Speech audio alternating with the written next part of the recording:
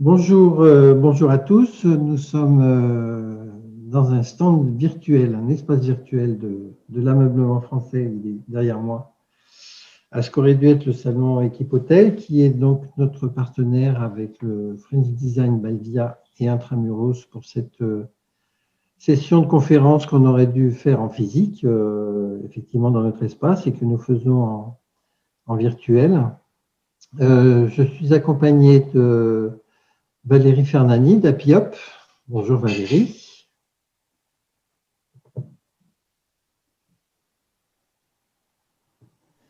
On est avec Fabrice Poncet de La Fabrique. Bonjour Fabrice. Bonjour à tous. De Vianney Sauvage de Dizzy. Bonjour à tous. De notre partenaire Intramuros, François Salane, qui le représente. Bonjour. Et on a une équipe lyonnaise avec Jean-Philippe Dupuis. Bonjour. Marie qui se cache pour l'instant et qui nous fera une petite surprise tout à l'heure, et Pascal Guéméné. Bonjour à tous. Bonjour à tous.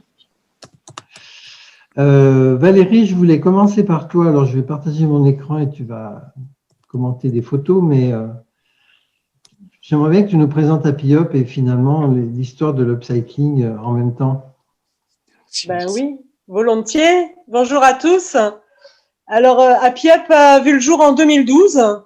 Nous avons été créés en réponse à un besoin du territoire avec la construction d'une chaîne de valeur sur l'ensemble de la chaîne du déchet, depuis la collecte dans les entreprises, de tous les déchets des entreprises, jusqu'à la fabrication d'objets avec certains de ces déchets par upcycling industriel. Notre objectif était de nous démarquer dans la production de ce que pouvaient proposer à l'époque certaines recycleries et qui étaient plutôt appelées encore à l'époque plutôt du relooking que de l'upcycling. Et nous avons voulu associer à ça une démarche pour amener les personnels en insertion, puisque nous sommes une structure solidaire, au plus proche de l'entreprise. Donc, nous avons choisi quelque chose dont on a un peu inventé le nom, qui est l'upcycling industriel. L'idée pour nous était de pouvoir standardiser nos protocoles de travail et puis standardiser la matière pour pouvoir produire en série. Alors, on n'est pas une grande industrie, mais on est capable de produire en série, de manière à pouvoir répondre à des normes de marché et des besoins du marché qui dépassaient le cadre de l'upcycling de type pièce unique. Donc, on s'est inspiré un petit peu de notre prédécesseur qui était Extramuros quand même, qui est l'historique, mais on s'est surtout inspiré pour le côté industriel de notre démarche de ce qui se faisait plutôt dans les pays anglo-saxons, sur le bois déjà, mais également qui avait déjà vu un peu le jour en France, de tout ce qui était fait sur le textile et notamment les bâches publicitaires. Donc, nous avons construit tout notre protocole de travail et nos process sur l'idée de pouvoir industrialiser notre production. Et notre deuxième point fort, c'est de maîtriser l'ensemble de notre chaîne de valeur depuis la collecte dans les entreprises, parce que nous sommes sur un territoire où aller collecter uniquement du bois n'était pas viable sur le long terme. Donc, nous avons beaucoup d'entreprises chez qui nous collectons beaucoup de typologies de déchets, 27 au total, parmi lesquelles nous récupérons également du bois industriel, chez certains du bois usagé, sous la forme de meubles usagés, mais également, depuis 2018, notre champ s'est élargi vers le cuir et le textile, pour lequel nous faisons de la recherche. Nous sommes en première phase de développement avec des produits qui vont sortir, qui sont déjà un tout petit peu sortis, mais qui vont sortir officiellement en début d'année prochaine. Donc voilà l'histoire d'Apiop avec le volant entreprise solidaire et entreprise d'insertion par l'activité économique, qui n'est pas négligeable aussi dans notre démarche, puisque chaque nouvelle activité que nous développons, notamment sur les autres matières que le bois, doit répondre à des besoins du marché, parce qu'il faut quand même répondre à quelques clients, mais également à des objectifs de formation et d'accompagnement des personnels en insertion sur des parcours qui leur soient favorables, qui leur permettent de monter en compétences pour certains, ceux pour lesquels nos métiers les intéressent et sur lesquels ils veulent poursuivre, ou alors d'acquérir des méthodologies de manière à pouvoir les transposer dans d'autres métiers. Alors finalement, qu'est-ce qui caractérise le upcycling par rapport à… Parce que il y a tout un tas de termes qu'il faut balayer, retenir, définir, etc. Entre le recyclage et le upcycling. Pourquoi ce upcycling? Alors, nous, on a préféré garder le mot d'upcycling, même s'il est discuté. Hein. Certains considèrent que nous, on fait du recyclage. C'est vraiment une question de terminologie. Bon, l'upcycling, la définition, il n'y a pas de définition officielle. Hein. C'est faire quelque chose à partir de matières délaissées, que ce soit sous forme d'objet ou de matière, et d'en faire quelque chose d'autre qui ait une plus-value économique ou esthétique. Bon, partant de là, le champ est large. Il y a le terme d'upcycling a beaucoup été utilisé pour faire de la pièce unique pendant longtemps. Il y a de plus en plus d'acteurs, et notamment dans le groupe des Uppers au sein de l'ameublement français, qui font de l'upcycling un peu plus industrialisé, comme dans un peu à la manière de notre démarche. Et en fait, nous le distinguons du recyclage parce que nous avons intégré le design dès le début de notre travail et que notre objectif est de faire du beau et du haut de gamme. Après, le terme upcycling ou le terme recyclage, ça peut se discuter dans toutes les discussions. Chacun pourra avoir son propre point de vue. On a des partenaires qui considèrent qu'on fait du recyclage et puis c'est très bien comme ça. Alors, il y a des expériences, hein. Il y a eu des aménagements de restaurants qui ont été faits, d'hôtels, et puis des produits boutiques, Oui. on va dire, qui sont vendus en catalogue. Oui, tout à fait. Donc, c'était aussi une spécificité de notre démarche. On voulait avoir un catalogue très rapidement, bon, à la différence d'acteurs à l'époque qui étaient plutôt uniquement sur du sur-mesure. On a voulu un catalogue. Et effectivement, dès la première année d'activité, on s'est rendu compte que les professionnels étaient nos principaux clients, bien avant les particuliers. Et nous avons progressivement organisé notre travail pour mieux répondre aux besoins des professionnels. Donc, nous avons une première collection qui est sortie en 2014 au catalogue et qui était une collection qui répondait plutôt à une étude de marché générale ou en tout cas orientée vers les particuliers. Très vite, on s'est rendu compte dedans qu'il y avait certains partis pris esthétiques que les professionnels préféraient, notamment les lignes trapézoïdales. Et puis surtout, ils nous ont demandé des meubles avec des dimensions spécifiques pour pouvoir répondre aux besoins des espaces professionnels. Donc, on a créé la deuxième collection à ce moment-là, la collection B2, qui répondait à cette demande-là. Et en parallèle, on a créé la collection Lexi, qui sont des modules qui s'assemblent comme des Legos, qui peuvent à la fois créer des séparations dans l'espace, des rangements, voire même des assises temporaires, et qui sont encore aujourd'hui notre best-seller et que nous allons faire évoluer encore dans les mois qui viennent. Donc, nous avons au catalogue ces trois collections-là. Nous avons lancé une première collection, un peu teaser pour nous, fin 2019, la collection Cowork, qui est destinée aux espaces hybrides de bureaux, plutôt donc tertiaires, et qui est un peu le teaser de notre nouvelle marque, qui n'intégrera que du bois industriel et des nouvelles matières à partir de cuir et de textiles pour les espaces professionnels hybrides. Et en fait, le fait de travailler avec du bois industriel nous permet beaucoup plus facilement de répondre aux normes exigées par les professionnels, notamment en termes de traçabilité, mais également tout ce qu'on nous demande en termes de qualité et de normes quand on répond à un appel d'offres public ou privé. Le fait de travailler avec du meuble usagé, ce que nous faisions exclusivement au début, ne permet pas de répondre à ces normes-là, tout simplement parce qu'on ne peut pas échantillonner les objets que nous produisons et donc les tester comme le demande la norme. Donc, nous avons choisi un deuxième bois pour cette nouvelle marque qui sera celle de la traçabilité maximale pour pouvoir répondre aux exigences des espaces professionnels. La marque Happy Up perdurera.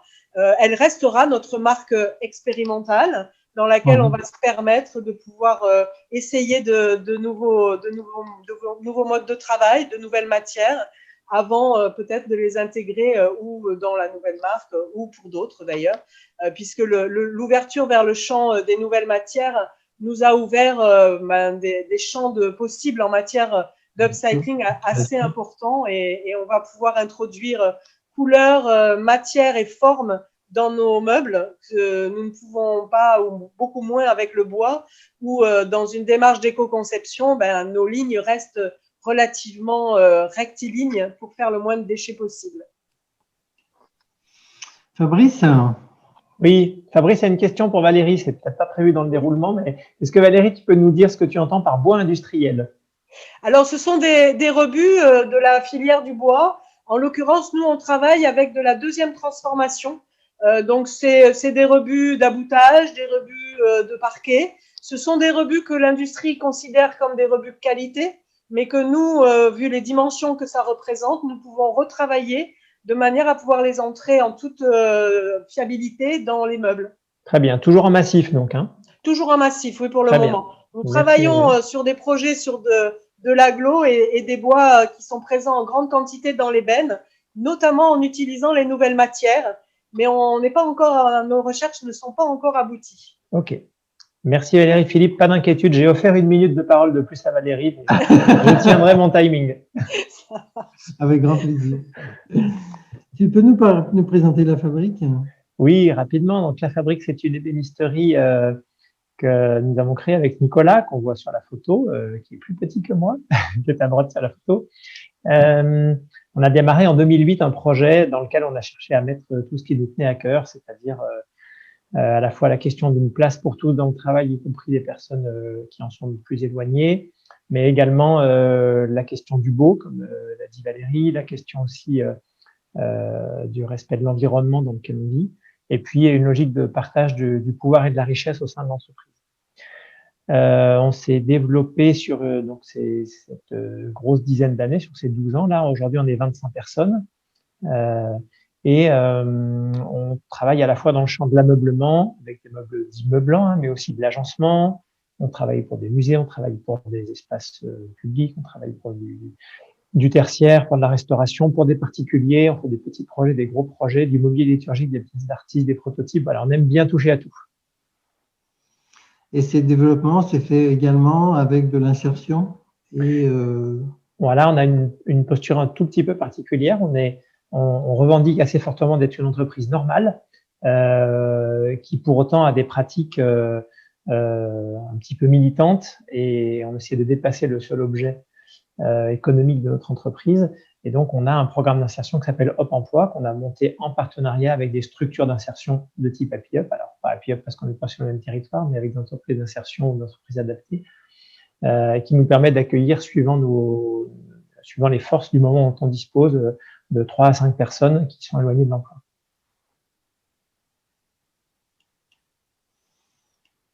Et là, si tu veux poser une question, je peux répondre à une autre question, Philippe.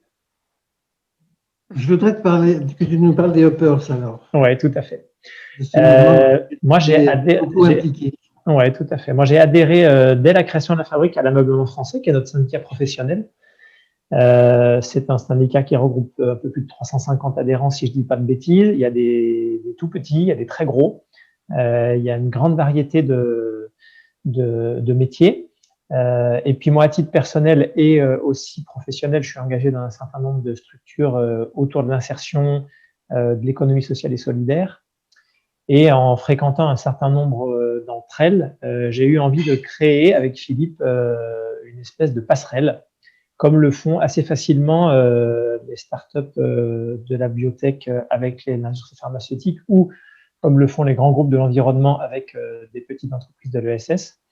On a un foisonnement, voilà, qui apparaît à l'image. Là, on a un foisonnement de créativité. On a des solutions qui sont vraiment innovantes dans des petites structures. Alors, le fait d'être petit n'est pas un critère pour être dans les hoppers, mais je constate que c'est souvent des structures assez récentes, qui sont agiles, qui sont ancrées dans ce qu'a souligné Valérie, c'est-à-dire d'abord la question du réemploi. Dans notre groupement des hoppers, on est une trentaine aujourd'hui à avoir rejoint ce mouvement. On a à la fois des gens qui font, pour revenir sur les termes, ce que moi j'appelle du recyclage, c'est-à-dire qu'ils vont détruire de la matière pour en faire quelque chose de nouveau, et puis d'autres qui travaillent plus sur le réemploi, pour moi qui consiste à ne pas détruire la matière, mais c'est juste un point de vue personnel. Mais tout ça, pour moi, c'est la logique de l'économie circulaire. Et donc, le premier pilier de ce club des uppers, c'est l'économie circulaire. Le deuxième, c'est le beau, c'est le design, c'est l'usage.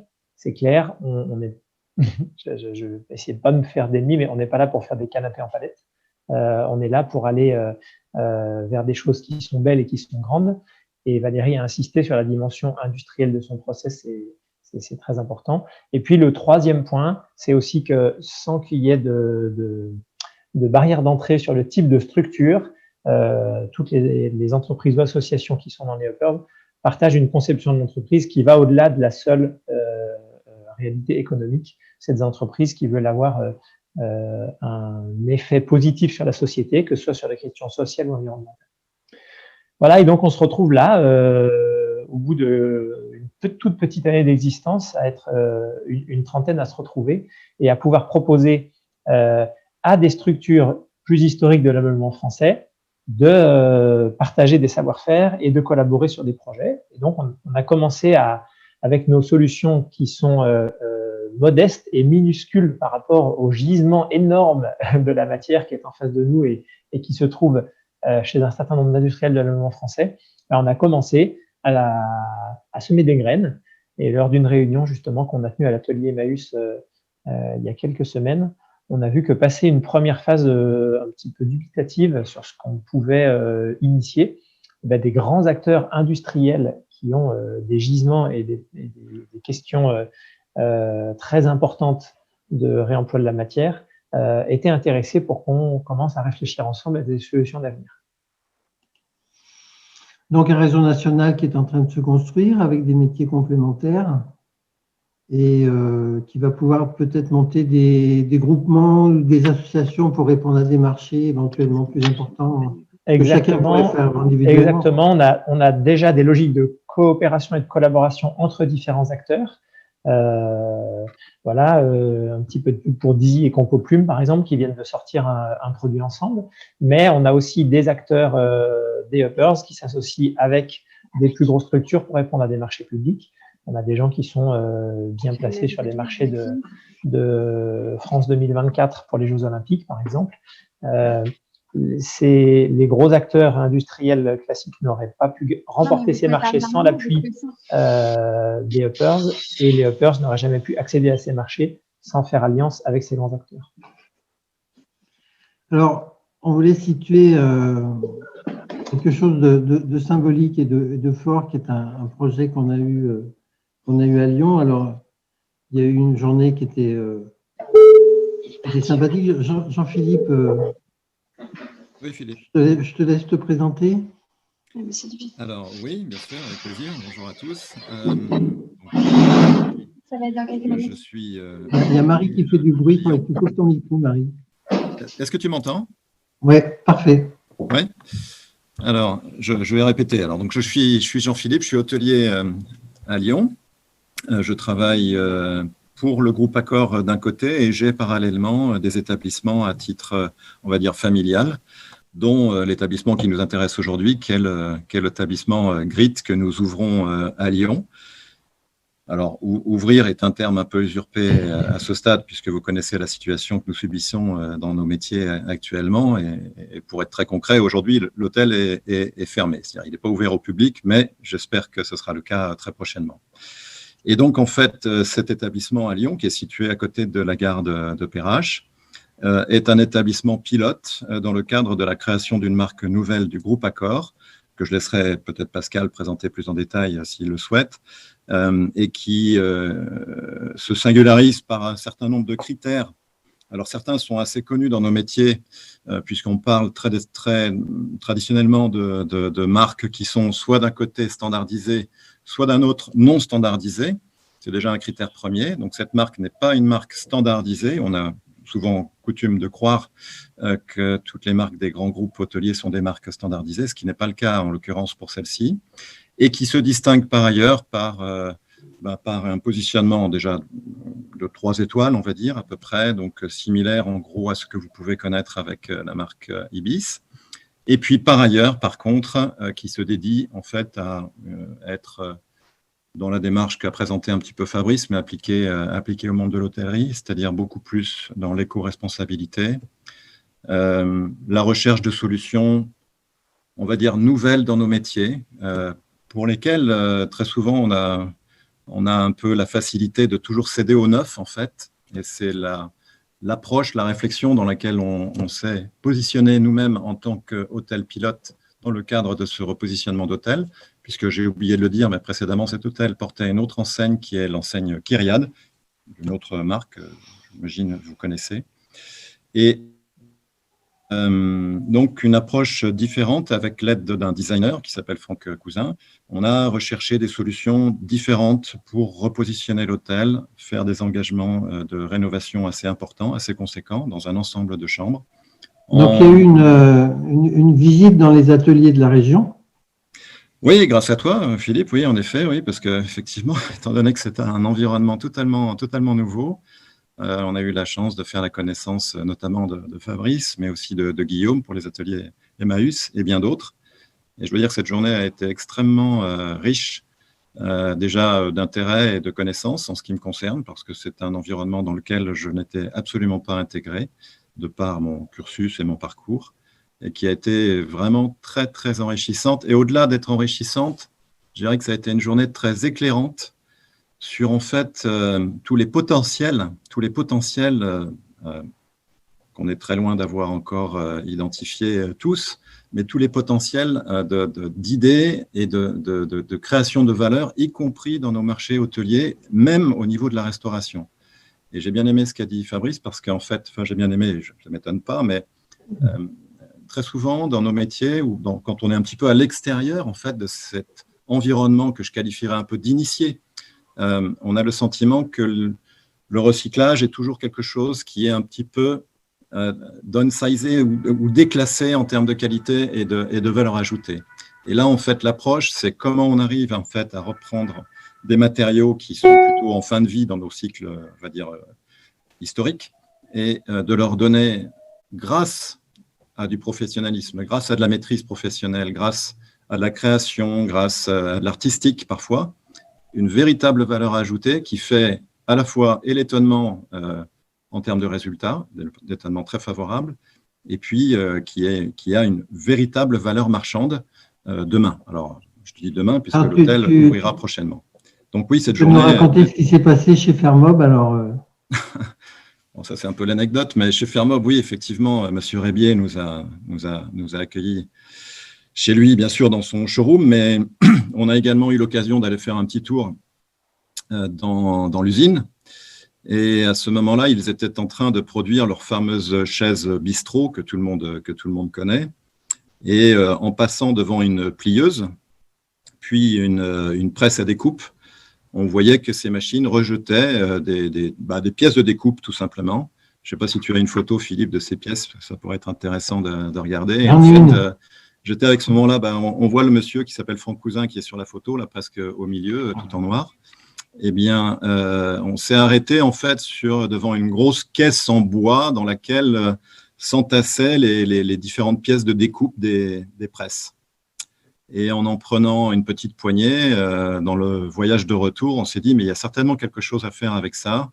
Et vous avez à l'image, en fait, une traduction de la concrétisation de cette idée.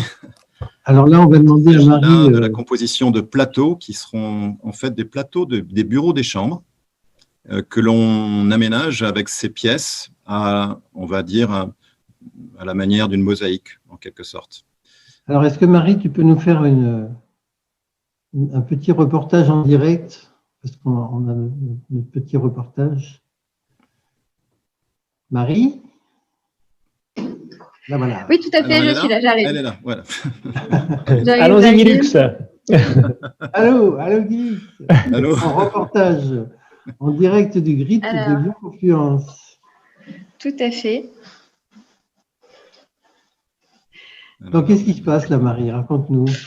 Alors là, donc nous sommes dans le hall de l'hôtel. Vous m'entendez bien? Oui, très bien. Tout à fait, Simone, nous vous entendons. Superbe, merci Fabrice.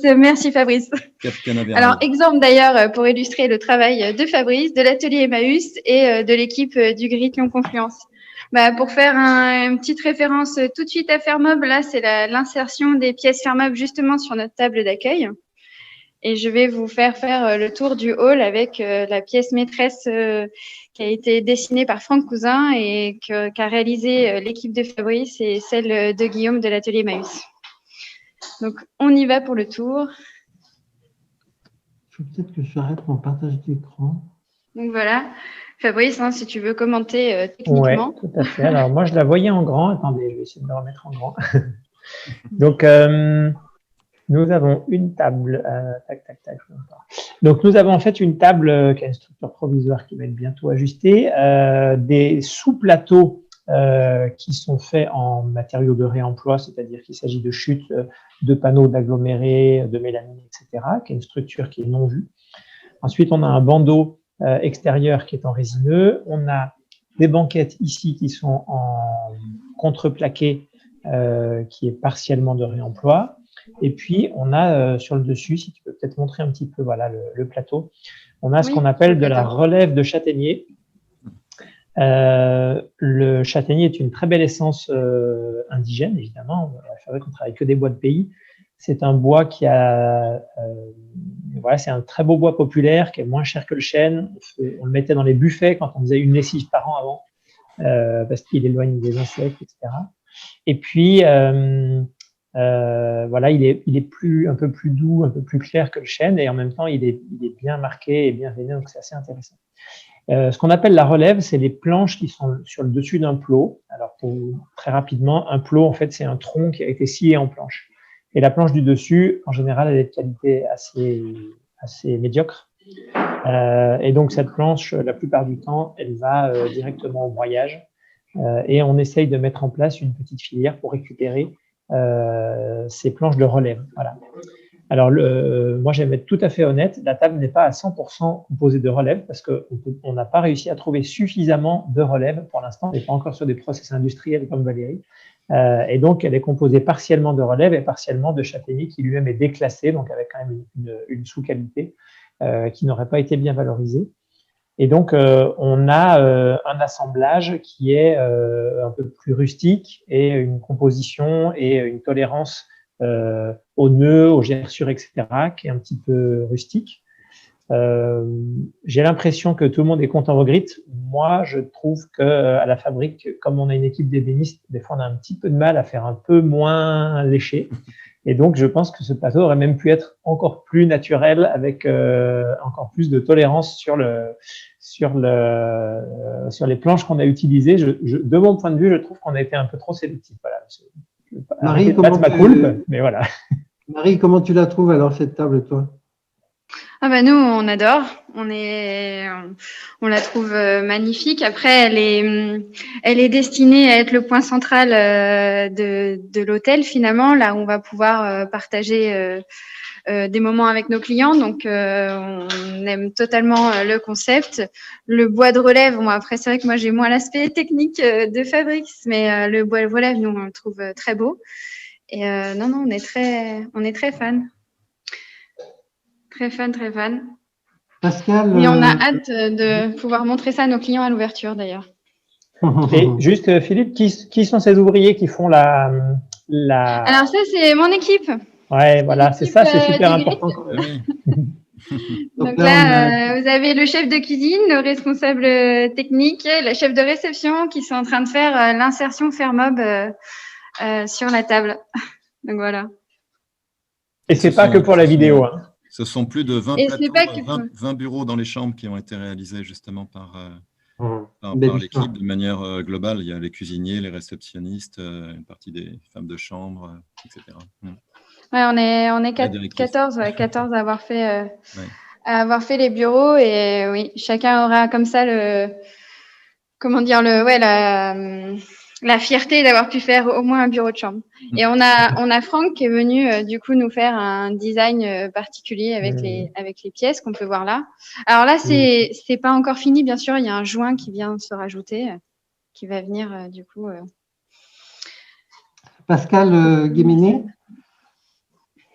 comment cet exemple-là s'inscrit dans la logique de l'enseigne Grit? Alors, écoutez, bonjour à tous. Je ne vais pas vous surprendre en vous disant qu'elle est en parfaite cohérence avec ce que nous souhaitions lorsque nous avons créé cette marque, à savoir que c'est une marque qui ne s'achète pas, c'est une marque qui se porte. Et je crois que les propos à la fois de Marie et de Jean-Philippe traduisent tout à fait cet engagement que nous avons pour cette nouvelle marque. Et ça, je peux le dire aujourd'hui assez facilement dans la mesure où nous avons déjà ouvert ou préouvert, on va dire, 4 hôtels. Nous travaillons sur d'autres, là, sur des prochaines ouvertures. Et on est vraiment dans cette démarche-là. Voilà. Merci. Et c'est vrai que l'histoire, elle est à la fois technique, elle est à la fois faite de design, mais aussi de la rencontre d'hommes. Et c'était une belle. Fabrice, tu peux en témoigner, mais c'était une belle rencontre avec ces gens. Oui, parce que j'en discutais avec Marie ce matin. Voilà, ils ont accepté de se déplacer à l'invitation de Philippe et de l'Ameublement Français. Ils ont accepté de se déplacer physiquement. Ils ont pris une journée complète pour faire une tournée, mais ils ont aussi accepté de se déplacer dans leur tête. Voilà. Et ce faisant, ils nous aident aussi, nous, à bouger. Et c'est vraiment super. Oui, je peux juste ajouter que c'est pas simplement en fait des choses que l'on plaque, c'est aussi des graines que l'on plante, quoi. Dans notre esprit d'hôtelier où on est de manière traditionnelle, on va dire assez rigoureux, ça ouvre des champs nouveaux, ça permet d'être dans la créativité, ça permet justement de faire vivre l'esprit communautaire que l'on souhaite donner aussi et de faire partager aussi à nos clients, mais de le faire vivre dès le départ, c'est-à-dire dès les équipes et avant même l'ouverture de l'établissement, sachant que ce n'est qu'un début. Hein. Ce n'est qu'un début, c'est bien sûr dans le temps que les choses se confirmeront, mais c'est déjà, dès la conception même et dès l'approche initiale de l'hôtel, une étape qui est antérieure et qui en fait anticipe ce que sera finalement la production de services que l'on souhaite offrir à nos clients. C'est antérieur par le fait que l'on sollicite en fait chacun à des idées de créativité, à d'étonnement, à une contribution en fait à la valeur de l'établissement que l'on partage. Et c'est en cela, je trouve que cette marque et cette démarche, au travers de cette marque, c'est cette démarche qu'on retrouve dans ce que Fabrice, par exemple, ou Valérie tout à l'heure ont pu indiquer. C'est une démarche qui, pour moi, en tout cas en tant qu'hôtelier entre guillemets traditionnel, est une démarche nouvelle, inspirante. Et on est vraiment, je trouve, au début de cette ouverture d'esprit, avec tout un ensemble de possibilités. Je peux juste, et je terminerai avec ça, Philippe, mais évoquer, par exemple, un échange que l'on a eu de manière très traditionnelle au départ avec le blanchisseur de l'hôtel. On a un blanchisseur familial qui s'appelle Morellon, qui travaille avec beaucoup d'hôtels de la place. Et en fait, alors que nous étions en train d'évoquer notre projet, eh bien, il nous dit, mais moi, je travaille aussi avec le syndicat des blanchisseurs et on a une question parce qu'on génère énormément de bourres de coton par le fait du nettoyage des linges et des éponges des hôtels. Et donc, en fait, on a ces bourres de coton qui sont stockées ou qui se prennent dans les filtres de nos machines, puisqu'en fait, on doit rejeter de l'eau, j'imagine, propre, ou en tout cas filtrée. Eh bien, donc, on accumule comme ça des gros volumes, de bourres de coton. Et donc, qu'est-ce qu'on peut en faire? Eh ben, Marie n'a pas eu l'occasion de le dire, mais par exemple, en allant visiter les ateliers Emmaüs, Marie a trouvé en fait des restes de tissus. Enfin, c'est pas des restes de tissus, c'est des présentations de tissus de marchands de tissus, tout simplement. Récupérés, on en a fait des coussins et on a donc rempli ces coussins avec ces bourres de coton. Et donc là, bon, c'est une idée toute simple. C'est une idée toute simple, mais en fait, voilà, c'est quelque chose qui, si on n'avait pas été, je pense, stimulé par ce type d'ouverture, par ce type de recherche, bon, bah, on n'en aurait rien fait de cette bourre de coton, on aurait laissé les tissus là où ils sont, etc. Et ça, je pense que voilà, c'est un exemple tout bête, récent, mais qui illustre bien la démarche dans laquelle aujourd'hui on s'engage. C'est valable pour un ensemble de choses parce que les collaborateurs voient aussi des choses, réfléchissent à des choses et nous proposent des choses. Bon, ben voilà, c'est ça.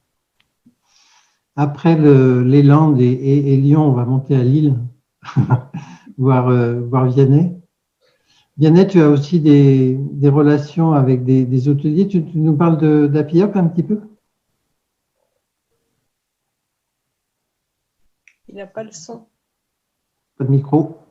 Oui, je vais vous parler de Dizzy. De Dizzy, excuse-moi.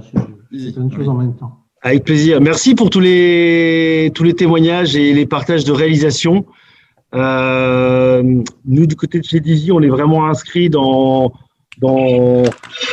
cette dynamique d'acteurs du mobilier engagé. Alors, il y a plein de manières de le déterminer, acteurs de l'économie circulaire en tout cas.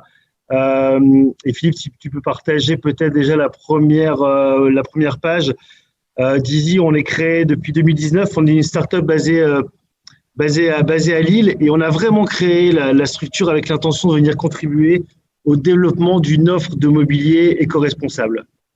Alors, en complément de ce que propose les Hoppers, si tu peux revenir à l'étape d'avant, la slide d'avant, Philippe, on est vraiment rentré par une réponse autour de l'usage. On s'est dit chez Dizzy, un mobilier durable, c'est d'abord un mobilier qui est bien choisi. Il est bien choisi pour ses fonctions, il est bien choisi pour ses dimensions, il est bien choisi par ses matériaux. Et le fait de bien choisir son meuble, on va d'abord mieux l'utiliser et mieux le respecter dans la durée. Et donc, on a créé un concept chez Dizzy que vous avez sous les yeux, qui constitue en un jeu de pièces. Donc, on a des plateaux, différentes formes, des pieds, différentes tailles, différentes formes, qu'on peut assembler très facilement et qu'on décline en matériaux éco-responsables. On va y revenir en détail par rapport à ce qui a été soulevé au préalable, et notamment avec nos homologues des Hoppers. Et donc, la combinaison de ces pièces avec ces matériaux, ça nous permet de créer des meubles uniques et vraiment adaptés en fonction des espaces qu'on veut aménager dans les résidences, dans les logements, dans les hôtels. Si tu vas sur la slide suivante, Philippe, donc c'était une évidence pour nous de contribuer à la dynamique des Hoppers, avec laquelle on a contribué à faire émerger avec Fabrice, Philippe, Valérie et d'autres. Et donc, on a vraiment réfléchi à la création d'une offre en pensant éco-conception des pièces, notamment pour en limiter la casse, transposabilité, notamment de ces pièces. Ça veut dire ce que vous voyez sur la deuxième vignette, 90% de nos pièces sont transposables d'un meuble à l'autre, ce qui fait qu'il peut évoluer dans le temps, il peut s'adapter en fonction des nouveaux espaces qu'il va venir intégrer. Et puis surtout, ça lui donne un caractère ultra réparable. S'il y a un moindre problème sur un meuble, et ben on peut venir remplacer une seule pièce et du coup constituer beaucoup moins de tonnage de déchets. Tout ça dans une dynamique de fabrication locale avec des partenaires industriels ou semi-industriels. Et puis, un gros travail sur les matériaux et une vraie transparence sur les matériaux qu'on utilise. Ce que vous avez en haut, c'est vraiment toute l'origine de nos matériaux, toutes les fiches techniques, elles sont disponibles pour nos clients. On travaille avec du bois issu de forêts gérées durablement, par exemple, du métal français. Et puis, avec ce mouvement de Hoppers, on est en train de développer des collaborations qui nous permettent de décliner nos matières. Si tu peux rester sur celle d'avant, s'il te plaît, Philippe, avec des nouveaux matériaux et des matériaux innovants. Vous voyez ici en bas à gauche une première collection qu'on a sortie effectivement avec Compoplume. Tous les plateaux Dizzy peuvent être déclinés à partir de volants de badminton recyclés. Et on est sur un déchet upcyclé qui est esthétique. On a vraiment un côté un peu granit, très minéral. On réussit à avoir une esthétique et un design qui ne rend pas le produit déclassé. J'aimais bien ce terme utilisé par Jean-Philippe. L'idée, c'est vraiment de rester dans cette esthétique et dans cette notion de design. Vous voyez ici au milieu ce qu'on peut faire à partir de tissus recyclés, qu'on peut venir utiliser en plaquage. On peut travailler aussi à partir de plastique recyclé. Donc, toutes nos pièces peuvent être déclinées en matériaux donc soit recyclables, soit recyclés. Qu'est-ce que ça donne concrètement? Tu peux aller sur les slides, Philippe, suivantes, s'il te plaît. On a ici des exemples de lampes, des exemples de tables basses. Cette table basse, elle est notamment faite à partir de parquets recyclés. On peut donc faire des lampes, des tables basses. Si on va sur la slide suivante, on peut voir des bureaux. On peut voir également des étagères.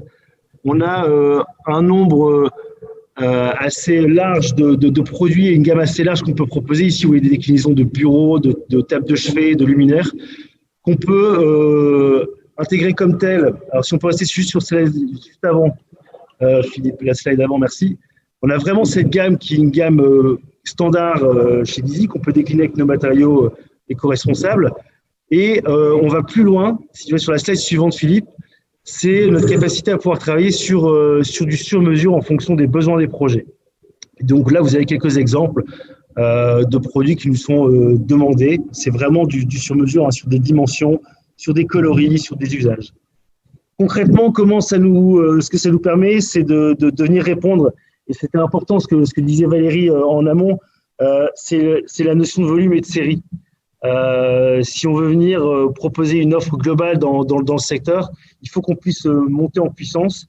Et c'est tout l'intérêt de Dizzy de travailler à partir d'un jeu de pièces, c'est de pouvoir facilement proposer en volume des solutions d'aménagement. Vous avez ici une réalisation dans des résidences étudiantes, un grand nombre de tables de chevet qui ont pu être très rapidement installées dans différentes chambres étudiantes. Donc là, on est vraiment sur un projet de construction en neuf. Si on voit la réalisation suivante, ici, on est sur un projet de déconstruction. Donc, déconstruction d'un bâtiment. On a récupéré du parquet.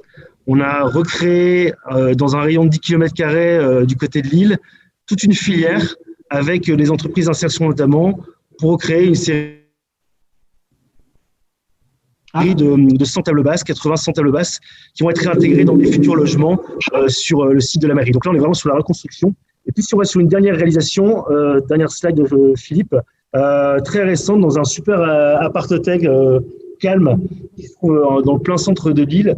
On a fait une belle rencontre avec un hôtelier qui est déjà engagé dans des démarches éco-responsables, notamment sur la gestion de l'eau, sur les liens qu'il a avec ses salariés, sur toutes ces notions, on va dire, traditionnelles de gestion de ressources. Et en fait, il s'est rendu compte qu'il pouvait aller un cran plus loin avec du mobilier éco-responsable.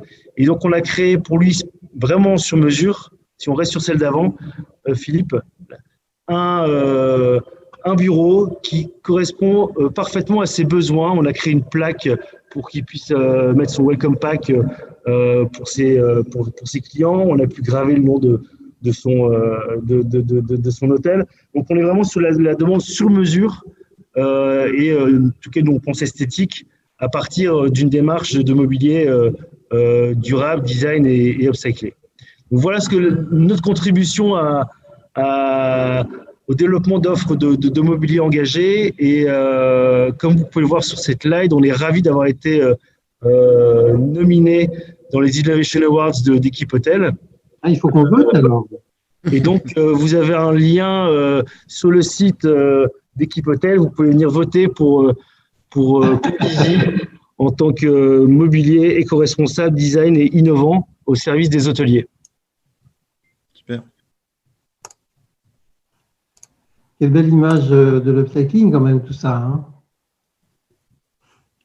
Pascal Guéméné, quelle réaction ça te donne par rapport à tout ça?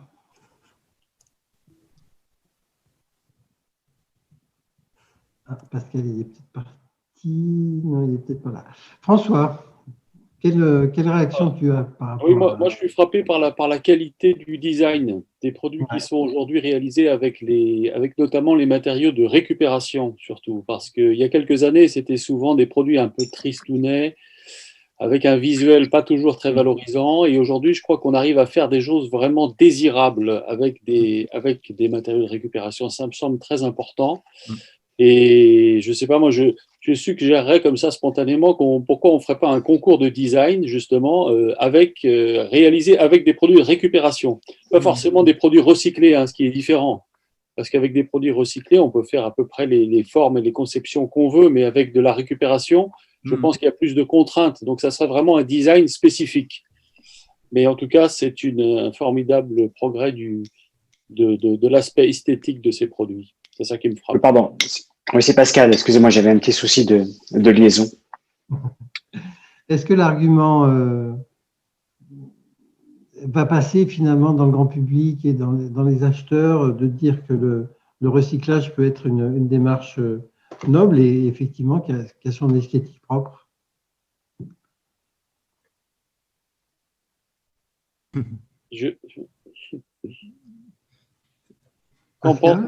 Qu'en pensent les acteurs de ce marché? Moi, Je ne sais pas. Je pose la question aussi.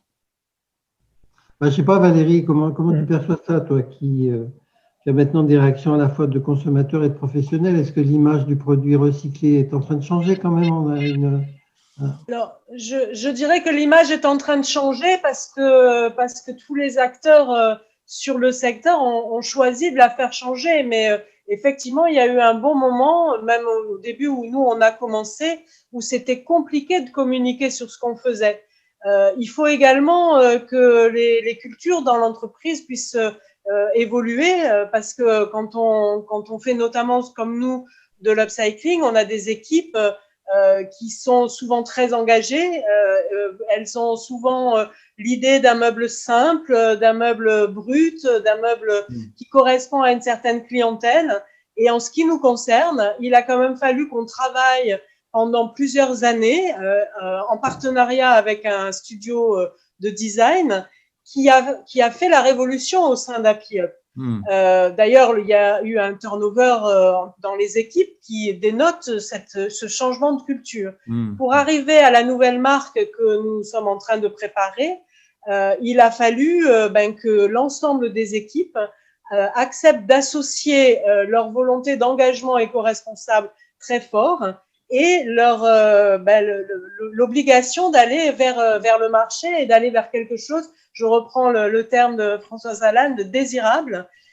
Effectivement, quand on propose un meuble très rectiligne, on a une catégorie de clientèle qui apprécie ça beaucoup, mais on a une catégorie de clientèle qui, avant même de tester le confort de ces meubles-là, considèrent qu'ils ne seront pas confortables et qu'ils ne sont pas forcément aussi contemporains que ce qu'ils attendent. Donc tout ça, ça se travaille et le design, c'est le maître mot, il me semble. Et surtout, le design, c'est particulièrement important parce que ça oblige les équipes à se remettre en cause en permanence. Et à l'inverse, il faut que le designer soit complètement au fait de ce qui est possible à faire avec nos méthodes et de ce qui ne l'est pas. Parce que travailler notamment sur notre domaine, dans l'upcycling du bois usagé ou obsolète, ça a des contraintes techniques qu'on ne peut pas écarter. Un designer qui soit exclusivement un designer de dessin, comme on en a souvent rencontré, ne peut pas avancer avec des entreprises comme les nôtres. Il faut véritablement des designers qui soient aussi des ingénieurs et qui intègrent les deux dimensions dans leur démarche pour qu'on puisse vraiment travailler. Et là, quand on arrive à trouver des profils de ce niveau-là, on avance très vite et ça peut donner des choses vraiment très intéressantes, à la fois sur le plan du meuble, mais aussi sur le plan des ressources humaines en interne. Et Jean-Philippe, vous allez raconter l'histoire finalement dans l'hôtel de cette pièce de Fermob, de ce châtaignier. Vous allez faire passer tout ce message et donner du sens finalement à chaque objet, non? Oui, oui, c'est, on a cette, on a en tout cas à traduire de façon simple et compréhensible ce qui a produit et ce qui est le contenu en fait de ce que nos clients verront et achèteront finalement. Et pour aller dans le sens de la question qui était posée précédemment, je pense que certainement qu'on a des gens qui sont très sensibles à ce type de démarche, mais qui au départ sont plutôt des gens engagés. En fait, il y a une notion de passer de l'engagement à la préférence. Et en fait, de l'engagement à la préférence, je pense qu'il y a des compromis qui sont encore pas faciles à faire pour le grand marché, qui est de se dire, à partir du moment où je suis dans quelque chose qui est recyclé, il faut que j'accepte de laisser aller ou de lâcher sur la séduction, que j'accepte de lâcher sur l'usage, sur la facilité, sur le confort, etc., etc. Et ça, en fait, c'est une différence qui, pour le moment, enfin, qui jusqu'à présent, en tout cas, éloigne finalement une grande part du marché de ce type de produit. Mais en fait, il faut faire les deux, c'est-à-dire qu'il faut faire que les gens s'approchent de cela, mais il faut aussi que la production à base de produits recyclés et de tout ce qui a été décrit, je ne reviens pas, s'approche aussi du goût du consommateur. Et je pense que c'est cette démarche-là qui est intéressante aujourd'hui, Et ce qu'on tente, nous, à notre manière de faire au travers du GRIT et puis de ces quelques exemples de création, c'est aussi ça, c'est-à-dire de dire, oui, à base de pièces qui n'avaient plus de valeur ajoutée pour les cycles naturels, enfin les cycles traditionnels de production, eh bien, en fait, en y ajoutant du savoir-faire, en y ajoutant du temps, en y ajoutant du jus de cervelle, eh bien, on arrive à en faire quelque chose. On arrive à en faire quelque chose qui a une vraie distinction, qui a un vrai usage, qui a des vraies fonctions et qui donc génère la préférence. Qui peut générer la préférence parce que, en plus, il y a ce à quoi les gens sont attachés désormais, qui est le non-anonymat du produit. Non-anonymat du produit. En fait, un produit, il a une identité. Et ça devient une chose différente. On est tous après des identités. En conclusion, avant de terminer, et ça, c'est la distinction du produit au travers de sa créativité, son origine. Oui, voilà. Pardon, oui, c'est Pascal. Je ne sais pas si vous m'entendez. Oui, c'est Pascal. Oui, effectivement, excusez-moi, il y a un petit problème tout à l'heure. Non, moi, quand je prends un petit peu de recul par rapport à tous les projets que je vois, je suis agréablement surpris par ce gisement de créativité de la part à la fois de nos partenaires investisseurs et de leurs designers. Voilà. Il n'y a pas un projet qui se ressemble, mais tous se rassemblent quand même sur l'entité GRIT, et ça c'est fabuleux. Voilà. Fabrice, parce qu'on va se poser la question du prix, parce qu'on va se dire, on recycle des déchets, donc ça coûte rien, etc. Ouais. Jean-Philippe a commencé à très bien répondre. Dans l'esprit des gens, effectivement, une matière recyclée, c'est moins cher, voire même c'est gratuit. Moi, je milite pour que tout ce qu'on arrive à produire soit au prix du marché, que cette matière soit au même prix que le neuf.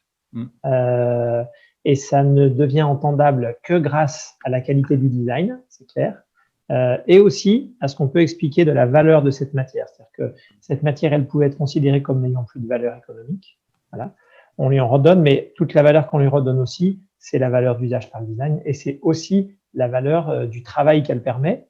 On sait qu'une bonne partie du travail des filières de réemploi, de recyclage sont opérées par des personnes qui emploient des salariés soit en situation de handicap, soit éloignés de l'emploi.